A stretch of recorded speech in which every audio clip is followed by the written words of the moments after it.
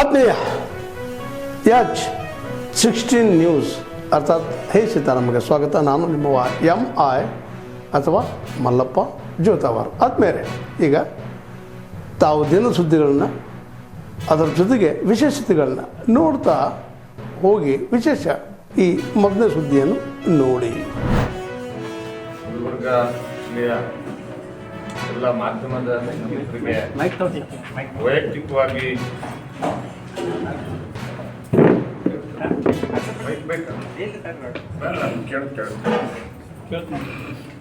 ಗುಲ್ಬರ್ಗ ಜಿಲ್ಲೆಯ ಎಲ್ಲ ಮಾಧ್ಯಮದ ಸ್ನೇಹಿತರನ್ನ ಈ ಪತ್ರಿಕಾಗೋಷ್ಠಿಗೆ ನಾನು ತಮ್ಮೆಲ್ಲರಿಗೂ ಕೂಡ ಸ್ವಾಗತವನ್ನು ಕೋರ್ತಾ ಇವತ್ತಿನ ಪತ್ರಿಕಾಗೋಷ್ಠಿಯಲ್ಲಿ ಭಾಗವಹಿಸಿರ್ತಕ್ಕಂಥ ನಮ್ಮ ಪಕ್ಷದ ಜಿಲ್ಲಾಧ್ಯಕ್ಷರುಗಳು ಮತ್ತು ಎಲ್ಲ ನಮ್ಮ ಶಾಸಕ ಮಿತ್ರರ ಮತ್ತು ಹಿರಿಯ ನಾಯಕರು,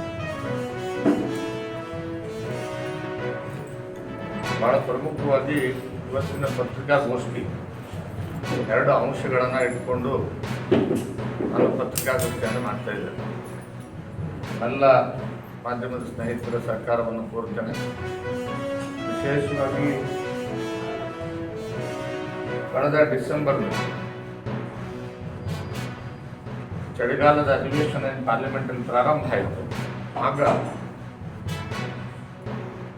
ಈ ದೇಶದ ಗ್ರಾಮಗಳ ಅಭಿವೃದ್ಧಿಯನ್ನ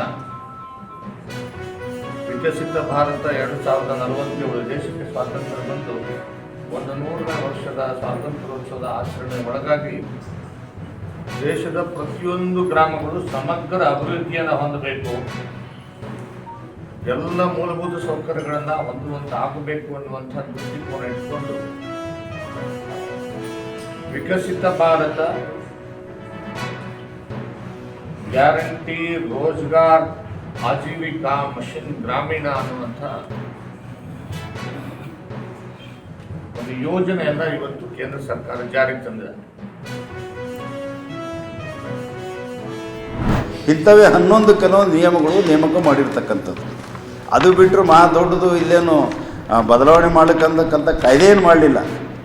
ಹಾಗಾಗಿ ಇದು ಎಲ್ಲನೂ ಕೂಡ ನಾವು ಪ್ರತಿಭಟಿಸಿ ಮತ್ತು ಕೇಂದ್ರ ಸರ್ಕಾರ UGC ಮುಖಾಂತರ ಇಂಥ ಒಳ್ಳೆಯ ಒಂದು ನಿಯಮಗಳನ್ನು ತಂದಿರತಕ್ಕಂಥದ್ದನ್ನು ಸ್ವಾಗತಿಸಿ, ಅದ್ರ ಜೊತೆಗೇ ಈಗಾಗಲೇ ಈ UGCಗೆ ತಂದಿರತಕ್ಕಂಥ ನಿಯಮಗಳಿಗೆ ಏನು ಸುಪ್ರೀಂ ಕೋರ್ಟ್ನಲ್ಲಿ ಏನು ತಡೆಯಾಜ್ಞೆ ಇದೆ, ಆ ತಡೆಯಾಜ್ಞೆಯನ್ನು ತೀವ್ರವಾಗಿ ಅದನ್ನು ಊರ್ಜಿತಗೊಳಿಸುವಂಗೆ ಕೇಂದ್ರ ಸರ್ಕಾರ ಮುತುವರ್ಜಿ ವಹಿಸಬೇಕು ಅಂತೇಳಿ ಒತ್ತಾಯಿಸಿ, ಮತ್ತು SC STಗಳಿಗೆ OBCಗಳಿಗೆ ಮತ್ತು ಅಂಗವಿಕಲರಿಗೆ ಮತ್ತು UM WM ಅಂದರೆ ವೀಕರ್ ಸೆಕ್ಷನ್ಸ್ಗಳಿಗೆ ಇವರೆಲ್ಲರೂ ಕೂಡ ತಂದಿರತಕ್ಕಂಥ ನಿಯಮಗಳನ್ನು ಕೂಡಲೇ ಕೇಂದ್ರ ಸರ್ಕಾರ ಜಾರಿಗೆ ತರಬೇಕು ಅಂತ ಒತ್ತಾಯಿಸಿ ಕರ್ನಾಟಕ ರಾಜ್ಯ ದಲಿತ ಸಂಘರ್ಷ ಸಮಿತಿ ರಾಜ್ಯದಾದ್ಯಂತ ಎಲ್ಲ ಜಿಲ್ಲಾ ಕೇಂದ್ರಗಳಲ್ಲಿ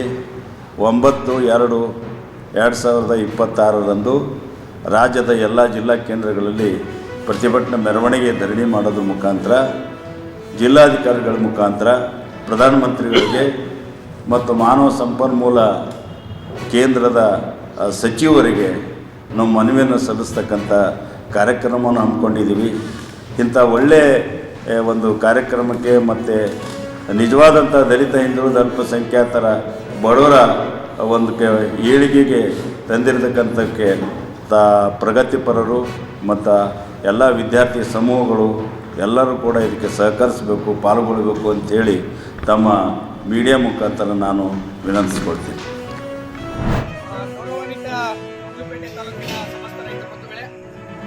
ಇವತ್ತು ಕರ್ನಾಟಕ ರಾಜ್ಯ ರೈತ ಸಂಘ ಚಾಮರಾಜನಗರ ಜಿಲ್ಲಾ ಅಧ್ಯಕ್ಷನಾಗಿ ನಾನು ಶಿವಪುರ ಮಾದೇವಪ್ಪ ಮಾತಾಡ್ತಾ ಇದ್ದೀನಿ. ಏನು ಅಂತ ಹೇಳಿದ್ರೆ, ಈಗ ಕೇಂದ್ರ ಮತ್ತು ರಾಜ್ಯ ಸರ್ಕಾರಗಳು ಕೇರಳಕ್ಕೆ ರಾತ್ರಿ ವೇಳೆ ಸಂಚಾರವನ್ನು ನಿಷೇಧ ಏನು ಮಾಡಿದೆ ಅದನ್ನು ಮತ್ತೆ ರೀಓಪನ್ ಮಾಡೋದಕ್ಕೆ ಸರ್ಕಾರಗಳು ಚಿಂತನೆಯನ್ನು ನಡೆಸ್ತಾ ಇದೆ.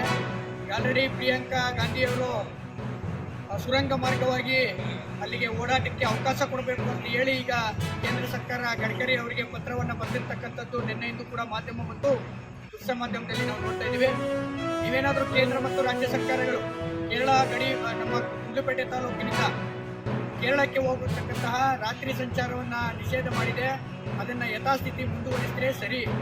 ಇಲ್ಲ ಅಂತ ಹೇಳಿದ್ರೆ ನೀವು ಸುರಂಗ ಮಾರ್ಗ ಮಾಡ್ತೀವಿ ಅಂತ ಹೇಳಿದ್ರೆ ಸಾವಿರಾರು ಲಕ್ಷಾಂತರ ಮರಗಳನ್ನು ನೀವು ಹೋಮ ಮಾಡಿ ನಮ್ಮ ಪ್ರಕೃತಿಯನ್ನು ಹಾಳು ಮಾಡ್ತಕ್ಕಂಥ ನಿಟ್ಟಿನಲ್ಲಿ ಕೇಂದ್ರ ಮತ್ತು ರಾಜ್ಯ ಸರ್ಕಾರಗಳು ನೀವು ಕ್ರಮ ವಹಿಸ್ತಾ ಇದ್ದೀರಾ. ಇದನ್ನು ನಾವು ಖಂಡಿಸ್ತಾ ಇದ್ದೇವೆ.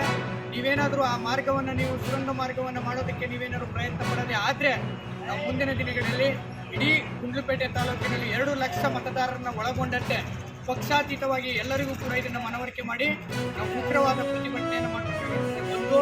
ಮತ್ತು ಈಗ ಬೆಳಿಗ್ಗೆ 6ರಿಂದ ಸಂಜೆ 6ವರೆಗೆ ನಡೀತಕ್ಕಂತಹ ಅಕ್ರಮ ಚಟುವಟಿಕೆಗಳನ್ನೇ ಕೂಡ ತಡೆಯೋಕ್ಕಾಗ್ತಾ ಇಲ್ಲ. ಯಾಕೆಂತಂದರೆ ಉದಾಹರಣೆಗೆ ಹೇಳೋದು ಅಂತ ಹೇಳಿದ್ರೆ ಲಂಗು ಲಗಮ್ ಇಲ್ಲದೆ ಈ ಟಿಪ್ಪರ್ ಗಾಡಿಗಳು ಸಾಕಷ್ಟು ನಮ್ಮ ಸಂಪತ್ತನ್ನು ಕೇರಳಕ್ಕೆ ಪಡೆದುಕೊಂಡು ಹೋಗ್ತಕ್ಕಂಥದ್ದು ನೋಡಿದ್ದೀವಿ. ಇದನ್ನು 2-3 ಚೆಕ್ ಪೋಸ್ಟ್ಗಳಿದ್ರೂ ಕೂಡ ಅಲ್ಲಿ ಲೈಸೆನ್ಸ್ ಇರ್ತಕ್ಕಂಥದ್ದು ಇಲ್ಲೇ ಇರ್ತಕ್ಕಂಥದ್ದು ಅಕ್ರಮವಾಗಿ ಯಾರು ಮಾಡ್ತಾ ಇದ್ದಾರೆ ಅದನ್ನು ನಿಲ್ಲಿಸೋ ನಿಟ್ಟಿನಲ್ಲಿ ಯಾವುದೇ ಇಲಾಖೆಯವರು ಕೂಡ ಕ್ರಮ ಕೈಗೊಳ್ತಾ ಇಲ್ಲ. ಆ ನಿಟ್ಟಿನಲ್ಲಿ ನೀವೇನಾದರೂ ರಾತ್ರಿ ವೇಳೆ ಸಂಚಾರಕ್ಕೆ ಸುರಂಗ ಮಾರ್ಗವನ್ನು ಮಾಡಿಕೊಂಡ್ರೆ ಇನ್ನೂ ಕೂಡ ಸಾಕಷ್ಟು ಹಾಳಾಗ್ತಕ್ಕಂಥದ್ದು ಎದ್ದು ಕಾಣ್ತಾ ಇದೆ. ಹಾಗಾಗಿ ಅದನ್ನು Question number 5, Sri Govind Karajol. I raise question number 5. माननीय मंत्री महोदय, क्वेश्चन नंबर 5. रख दिया गया है। माननीय सदस्य, Honorable Speaker, sir, in the reply it has been stated that the water is being a state subject as reported by the government of Karnataka.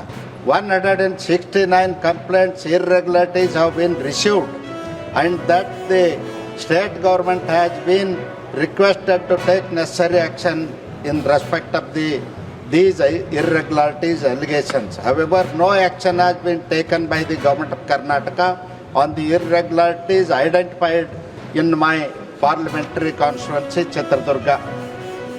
Second, sir, it has been informed that the Chitradurga district, out of 3,81,012 households, 3,36,248 household tap connections have been provided.